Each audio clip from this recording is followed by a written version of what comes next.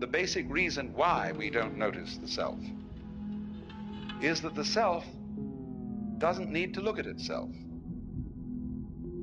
A knife doesn't need to cut itself. Fire doesn't need to burn itself. Water doesn't need to quench itself. And a light doesn't need to shine on itself. Nevertheless, it is possible, in a certain way, to become aware of oneself in this deepest sense, to know that you are the totality, to wake up from the hallucination that you are just poor little me, from that kind of hypnosis, and discover that you are simply something being done by this vast, indescribable self, which is out of time, which has no beginning, no end, neither continues nor discontinues. It's beyond all categorization whatsoever. So when you are trying to know the self, you have to get rid of every idea in your head. and see this everyday world just as it looks now, but see as clearly can be that it is all the self.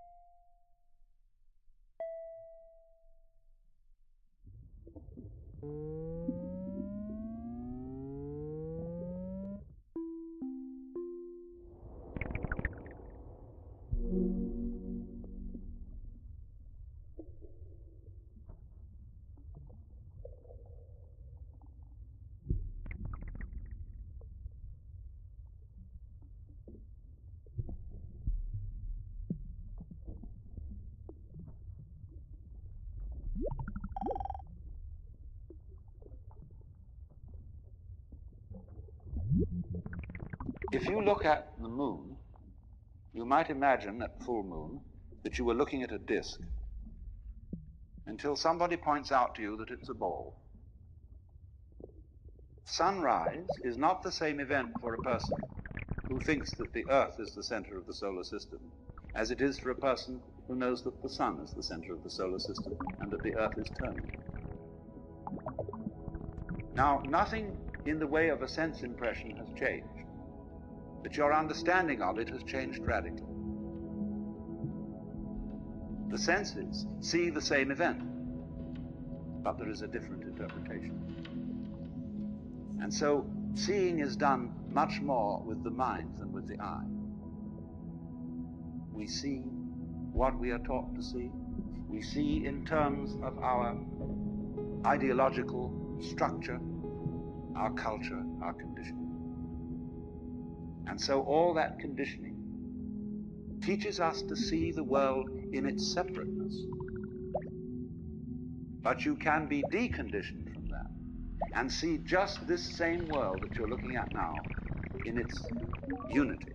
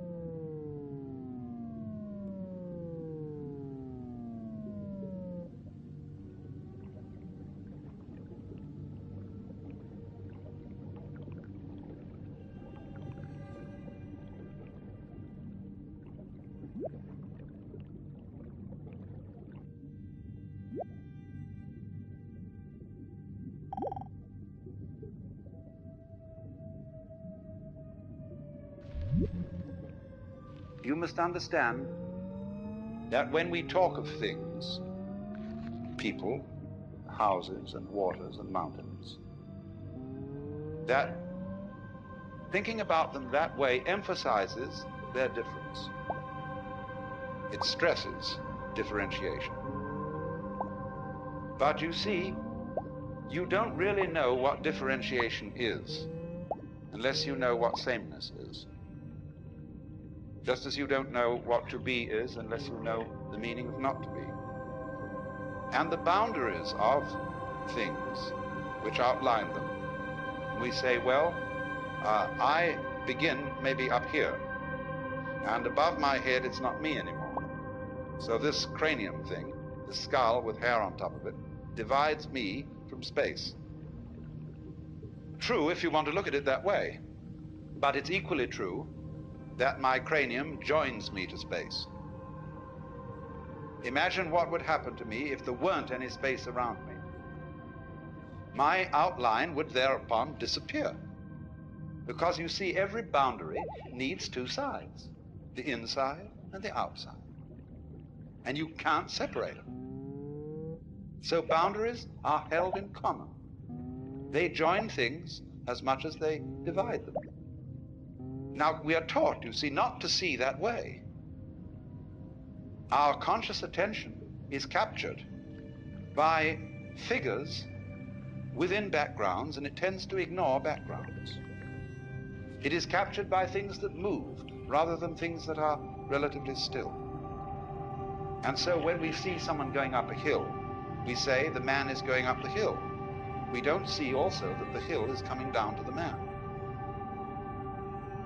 Every pull is also a push, and every push is also a pull. So you can become aware of this tremendous interconnectedness of everything. And that is, in a way, what we mean by relativity. Because relativity means relatedness. Just as fronts go with backs and tops with bottoms, insides with outsides, solids with spaces, so everything that there is goes together. It makes no difference whether it lasts a long time or whether it lasts a short time. A galaxy goes together with all the universe just as much as a mosquito, which has a very short life.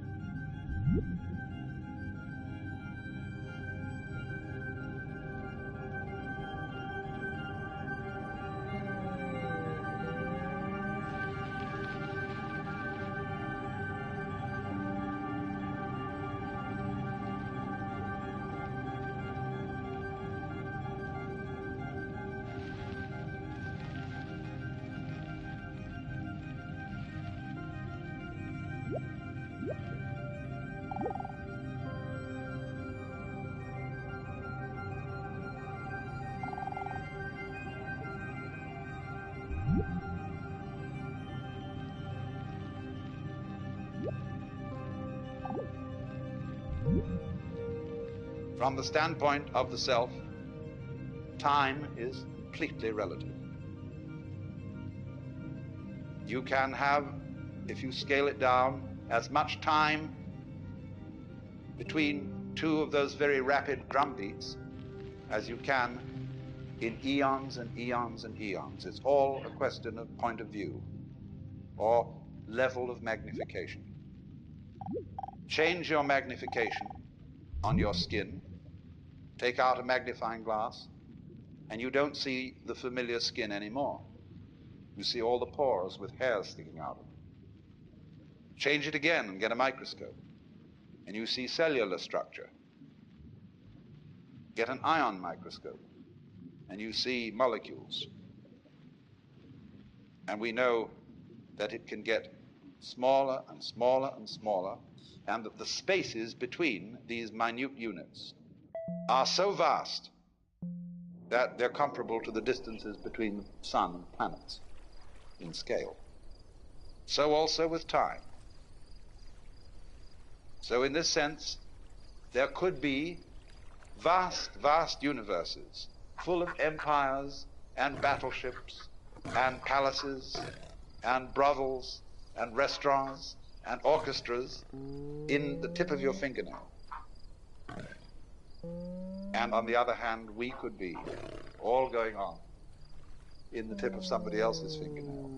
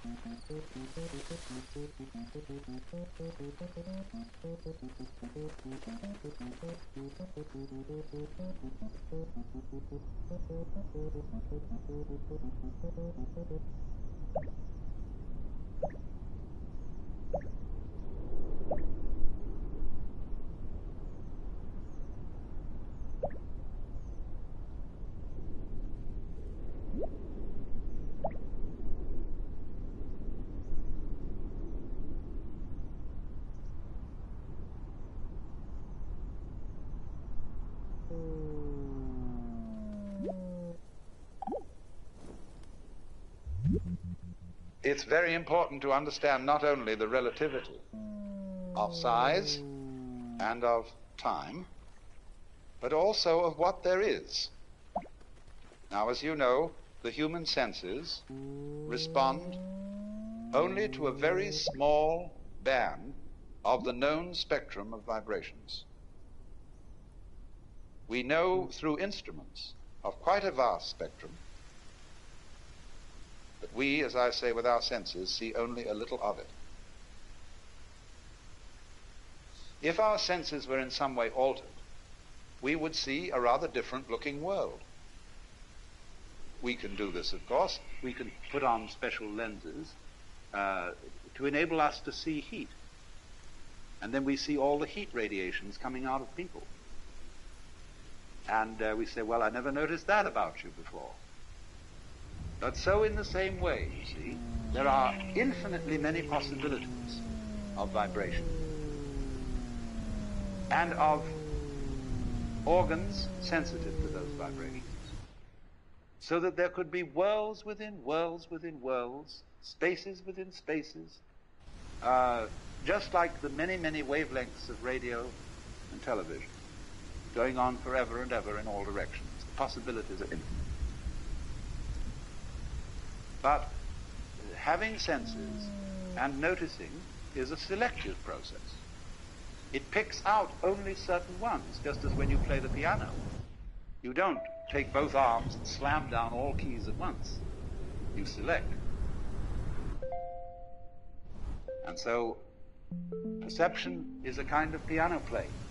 It is picking out certain things as significant, that is to say, as constituting patterns. And the whole universe seems to be a process of playing with different patterns. But whatever it does, whatever it plays, in whatever dimension, on whatever scale of time or space, it's all on the self.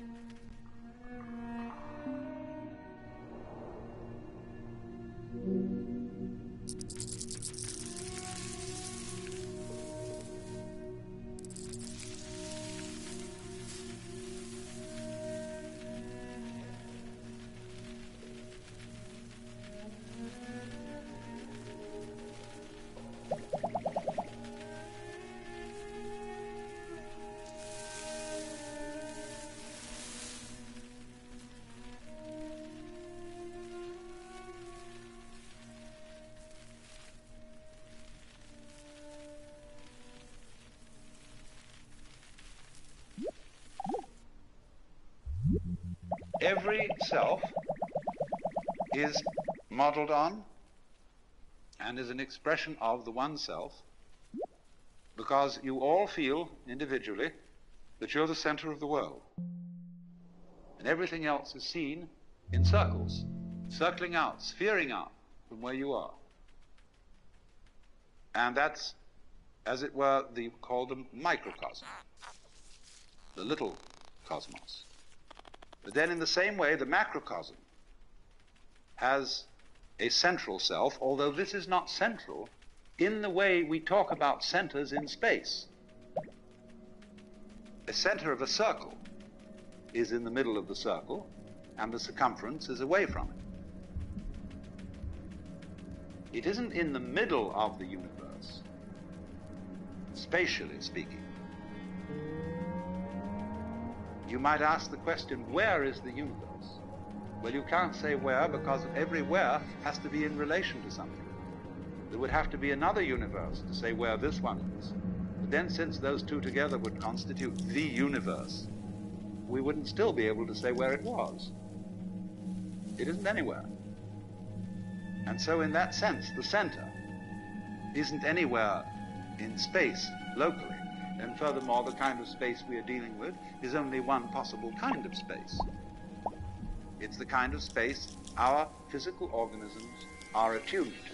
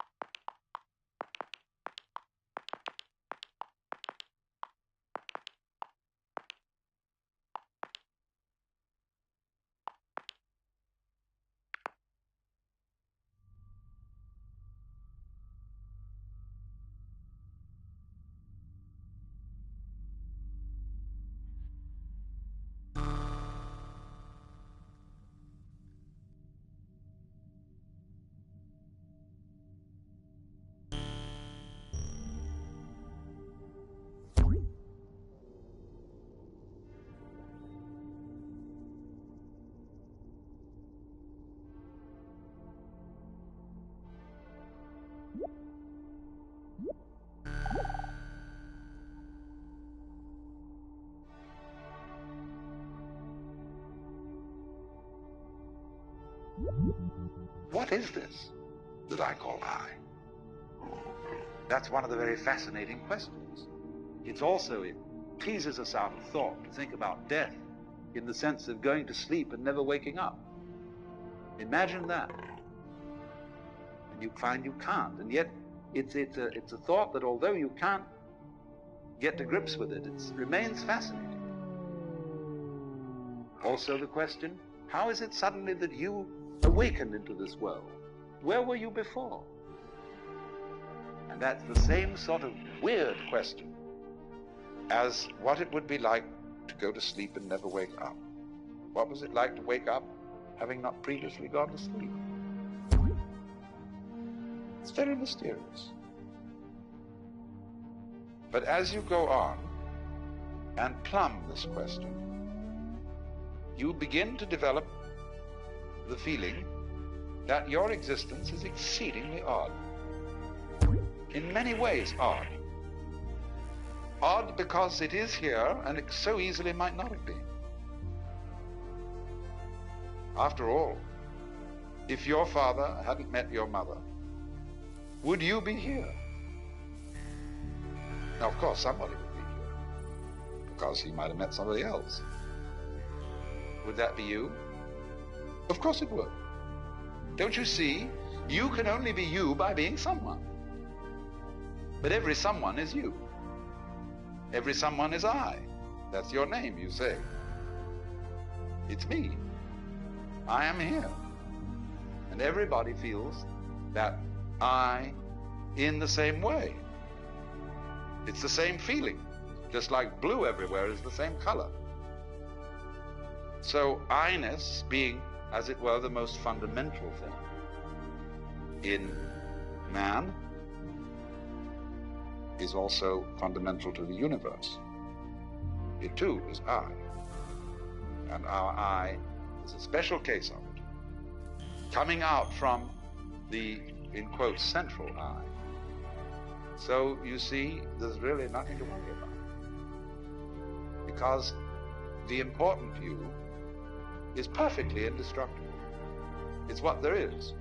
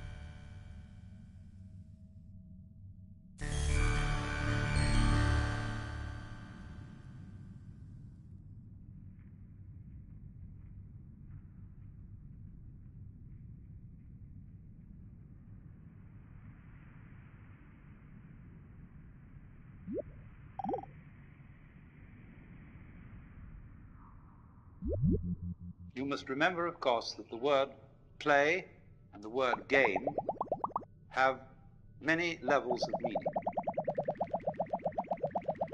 We are accustomed to use the word play in opposition to work and to regard play as trivial and work as serious. "You're only playing with me," says a girl to a suitor. "You're not serious." We also use the word play in a non-trivial sense. We say, "I went to a play." Well, what did you go to? Oh, it was Hamlet, a tragedy. But it was still a play. I say too, when I do philosophy, like I'm doing with you, this is entertainment. But in the sense, perhaps I hope, of your listening to someone play a musical passage. I'm not being serious, but I am being sincere. So, play is deeply the sort of thing children like to do with deep absorption and fascination. Now, what do people like to do when they don't have to do anything? Well, as far as I can make out, as you look all over the world, they like to get together and do something rhythmic. They may dance, they may sing, they may even play games. All sorts of ways in which we love to do this. And we can get so absorbed in rhythm that there are certain kinds of rhythmic activity which we consider extremely important. Now, you see, our very existence is a rhythm of waking and sleeping, eating and moving, and that's all we're doing. And just consider what we do every day. What's it all about? Does it really mean anything? Does it go anywhere? It's just because we want to keep on doing this kind of a hoop-de-da. So you can get a certain vision of life where everything is seen to be a complex pattern of dances. The human dance, the flower dance, the bee dance, the giraffe dance. And that's what this all is. It's jazz. See? This is a big jazz, this world. And what it's trying to do is to see how jazzed up it can get. How far out this play of rhythm can go. So then that is why you see this fundamental view that the world is play.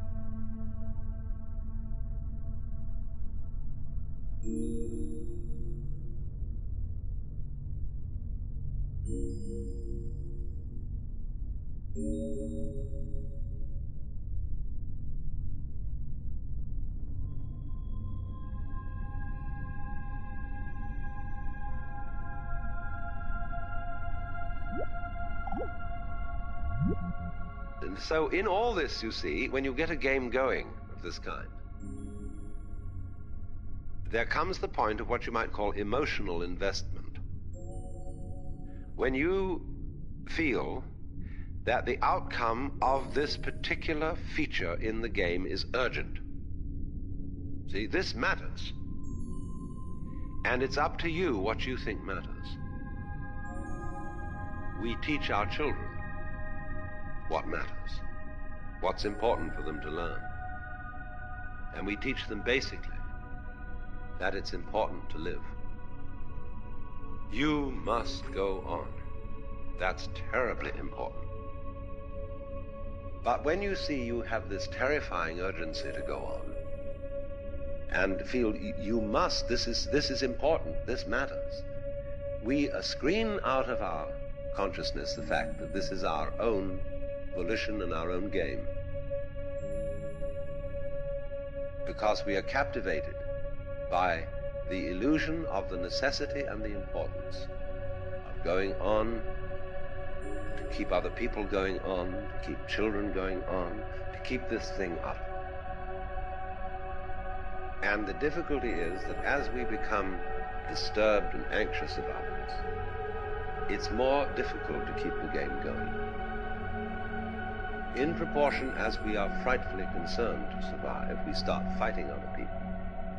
We start clobbering our neighbors who are stealing our crops, and whatever it is, all the old fights start.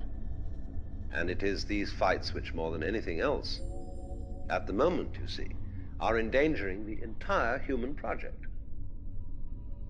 But all based fundamentally on the illusion that it's utterly important that we survive.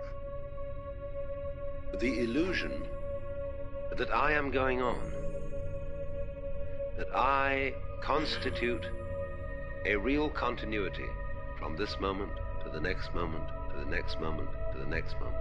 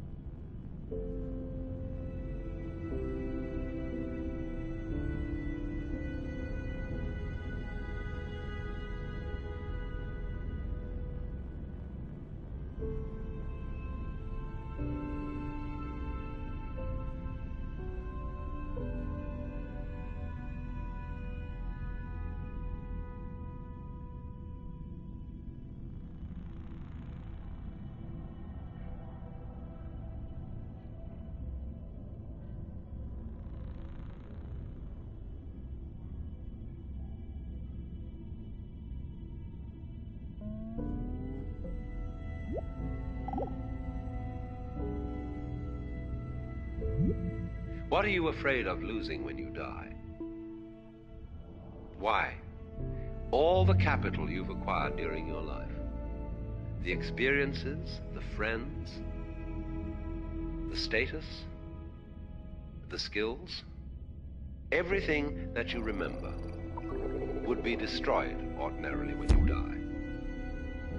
In other words, we are afraid of losing the past.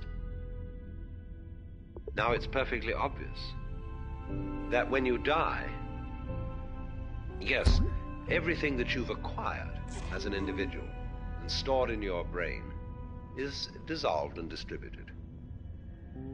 But at the same time, it is equally obvious that when you die, there won't be, following the moment of death, everlasting nothingness.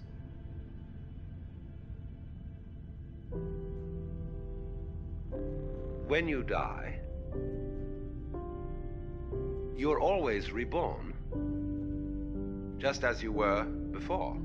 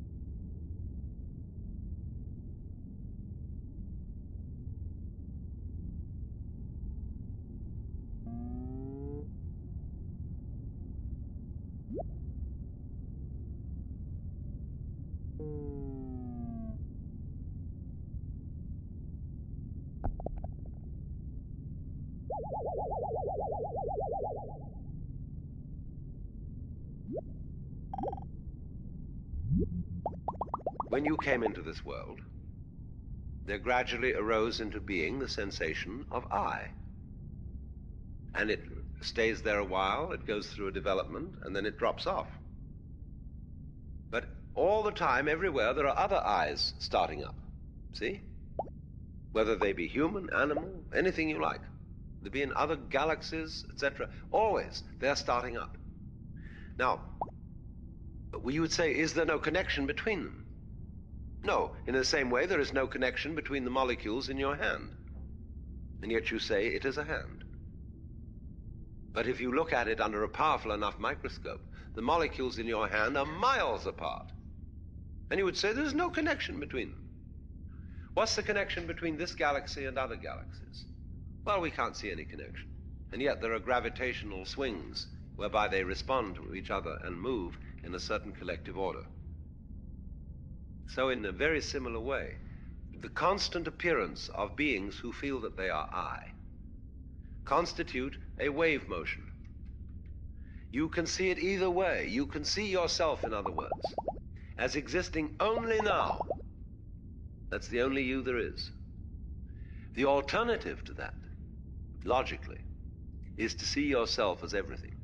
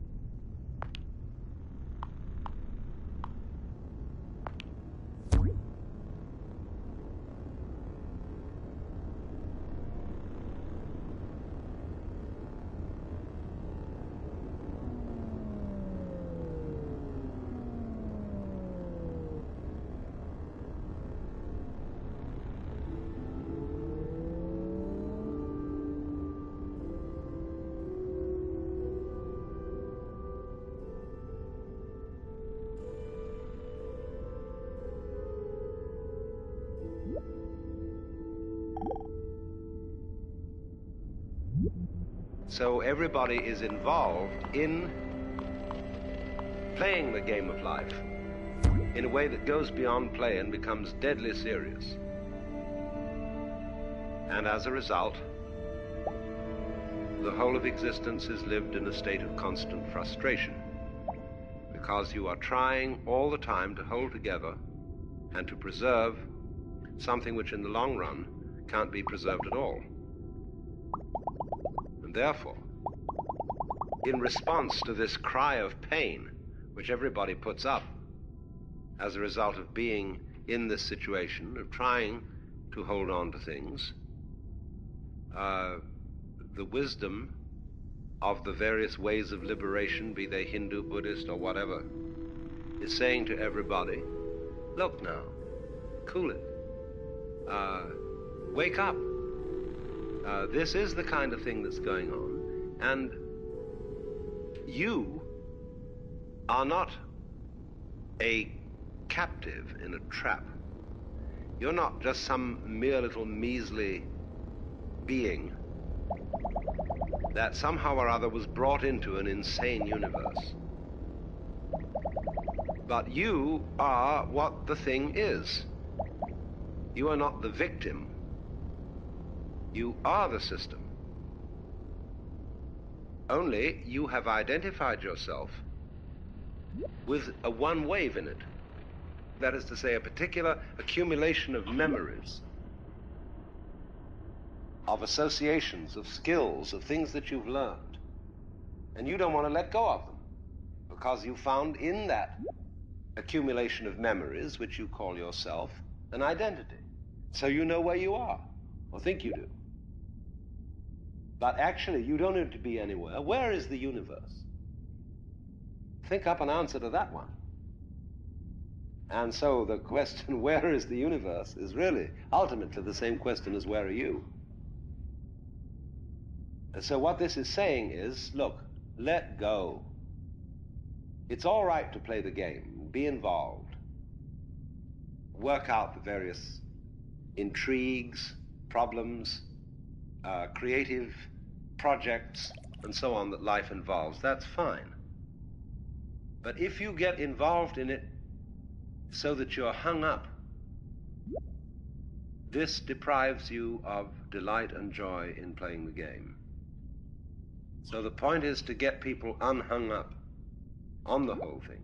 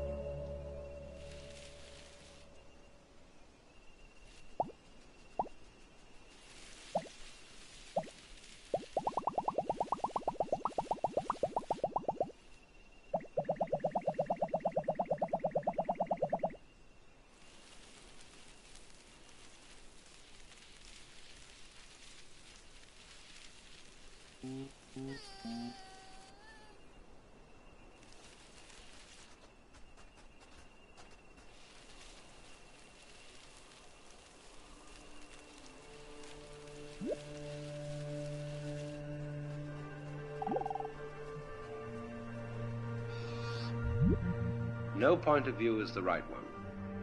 Infinitely many points of view are possible. But if you take a point of view and you insist that's the only point of view, then you're hung up on it. So long as you insist that black is black and white is white and that there are Republicans and Democrats and capitalists and communists and good guys and bad guys, it's a hang-up. So also between what is you and what is other than you. I would begin, you see, with the assumption that every person, every sentient being whatsoever, is I. I is simply the universe aware of itself at a particular place and time. That's what the word I means. And so the feeling that we call I is how everything feels on the inside. It is always in a particular place at a particular time. And these particular places and particular times, they keep going on and on and on and on and on. Myriads of them, all over. And you feel that you are I just as much as I feel that I am I. And your I feeling and my I feeling are essentially the same. Only we're looking from different places. But it's all one I. Only we don't see this because we are hung up on the coming and going of I, on the particular circumstances in which every I appears. So because of our myopia, because our point of view is fascinated by the details and the differentiations between everything that's going on, the differentiations between people, the differentiations between generations, we are so preoccupied with that particular view of things that we're hung up on it. And we don't see that it's the same thing happening again and again and again. That every I that comes into this world is you.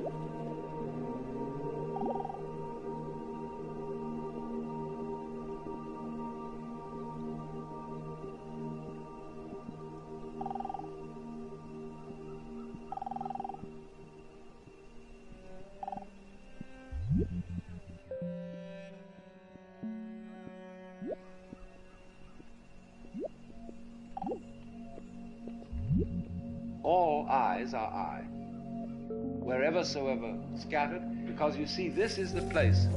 At the point called here and now, this universe knows itself on the inside.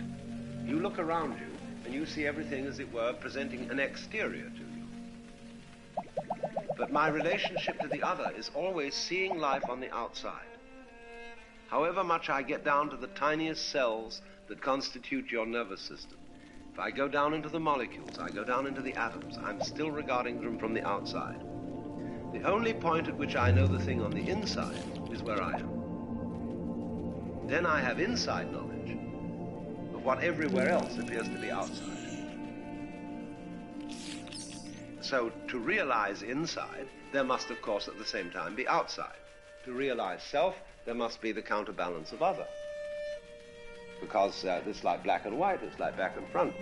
They're inseparable.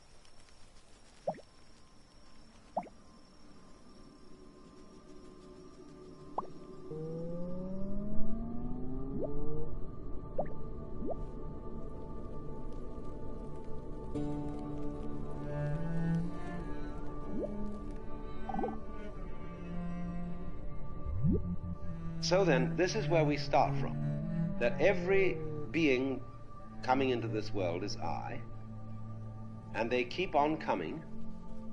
It doesn't matter how long the intervals are between their appearances. Supposing this planet were completely wiped out, that would be the end of this race, in just the same way as, say, a group of insects will eat their food supply up on a plant, and the whole population will perish.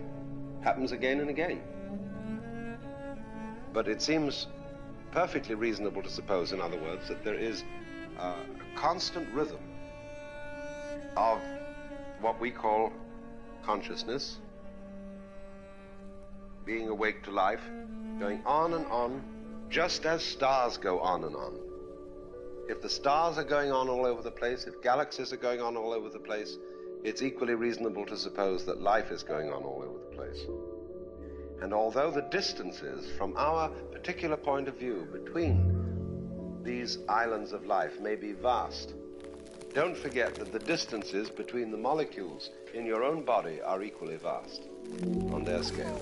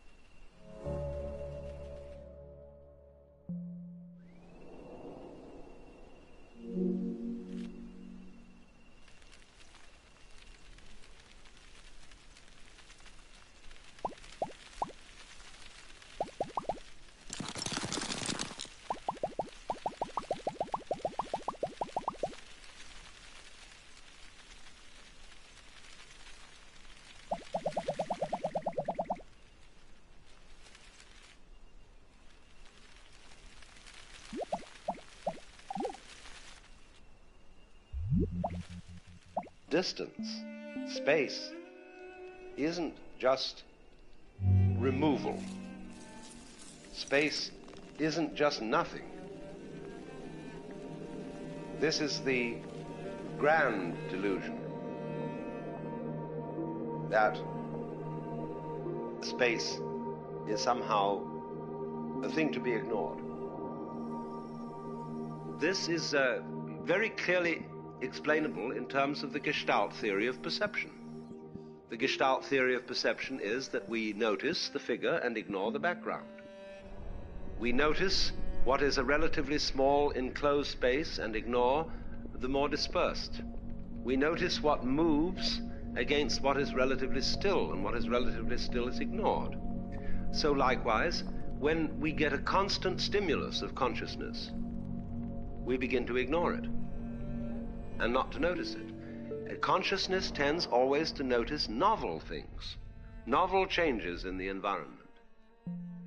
So the most unnoticed things in life are those which are the most constant and the most regular.